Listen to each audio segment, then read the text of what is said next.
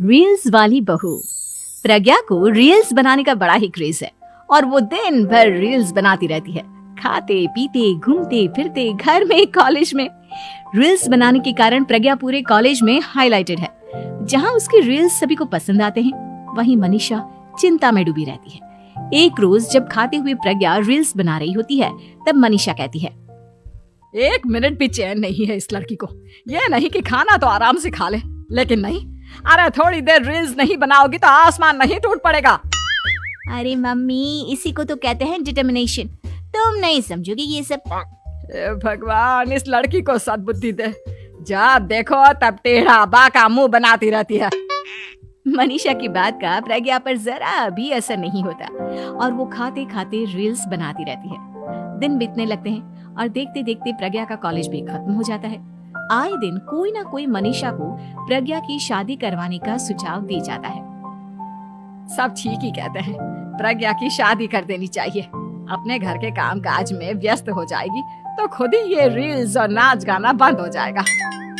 मनीषा और प्रेम प्रज्ञा के लिए एक अच्छा लड़का ढूंढने लगते हैं और तभी विकी का रिश्ता प्रज्ञा के लिए आता है, जिसने प्रज्ञा को उसकी रील्स देखकर पसंद कर लिया था। अगले दिन विकी अपने माता पिता के साथ प्रज्ञा के घर पहुंच जाता है और प्रज्ञा साड़ी पहने हाथों में चाय की ट्रे लिए उनके सामने आती है। जब विकी को पसंद है तो हमें भी बहू पसंद है। बहन जी, आप बारात की तैयारी कीजिए। एक बार लड़का लड़की अकेले में बात कर ले तो अच्छा रहेगा। हाँ हाँ, क्यों नहीं। मनीषा विकी को प्रज्ञा के कमरे में भेजती है, जहाँ प्रज्ञा पहले से ही रील्स बना रही होती है।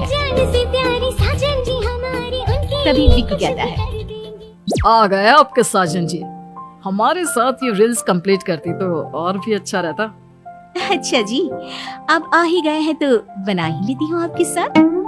दोनों मिलकर रील्स बनाते हैं। जब वी मीट और तुरंत पोस्ट भी कर देते हैं। फिर विकी कहता है, जब आप साड़ी में चाय लेकर आई तब मुझे लगा कि कहीं मैं गलत घर में तो नहीं आ गया। अब सही है।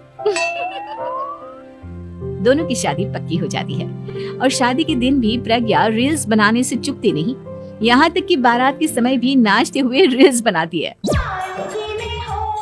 सभी लोग प्रज्ञा की तारीफ के फूल बांध देते हैं और प्रज्ञा नाचती गाती अपने ससुराल चली जाती है। सब कुछ अच्छा चल रहा होता है। प्रज्ञा यहाँ भी दिन भर हर चीज की रील्स बनाती रहती है। लेकिन कुछ दिनों के बाद जब सुनीता कहती है, बहू, ये रील्स के साथ साथ कुछ काम भी कर लिया करो। वैसे तुझे और क्या क्या बनाना आता है? मम्मी जी, वैसे तो सब कहते हैं कि मैं सब कुछ अच्छा बनाती हूँ, लेकिन मुझे लगता है कि मैं मैगी अच्छा बना लेती हूँ। हाँ, कॉफी भी अच्छा बना लेती हूँ और मुंह तो सबसे अच्छा बना लेती हूँ। हैं? अच्छा अच्छा। सुनीता अपना माथा पकड़ लेती है और कहती है, बहू, कुछ खाना बनाना भी सीख लेती। मम्मी जी, मैं लंबी प्लानिंग कर रही हूँ। जल्दी ही मैं इतनी फेमस हो जाऊंगी कि मुझे पैसे मिलने लगेंगे। हम दोनों सास बहू राज करेंगे, राज। नौकर काम करेंगी और लोगों की तो लाइन लगेगी हमसे मिलने के लिए। तेरा दिमाग खराब हो गया है क्या बहू? हंसी मजाक तक ठीक है, लेकिन इस तरह घर नहीं चलते।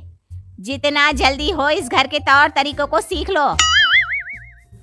प्रज्ञा मुंह घुमाकर चली जाती है और तुरंत उसी वक्त एक रील बनाती है। ये देख सुनीता का गुस्सा 7वें आसमान पर चला जाता है और विकी के घर आती ही सुनीता उसे सब कुछ बताती है। विकी भी अब प्रज्ञा की इन हरकतों से परेशान हो जाता है। तुम टेंशन मत लो मम्मा, मैं देख लूंगा। विकी कमरे में जाता है तो देखता है कि प्रज्ञा रील्स बना रही है। विकी बड़े ही प्यार से प्रज्ञा से कहता है, प्रज्ञा, इन सब के लिए मैं तुम्हें मना नहीं कर रहा हूँ, लेकिन फिर भी हर वक्त तो ये अच्छा नहीं लगता ना। समझने की कोशिश करो, मुझे भी तुम्हारा थोड़ा वक्त चाहिए। मैं जब ऑफिस से आता हूँ तो मुझे समय देने की जगह इसी में लगे रहते हो। तुम ज्यादा ही सोच रहे हो। तुम भी मेरे साथ रील्स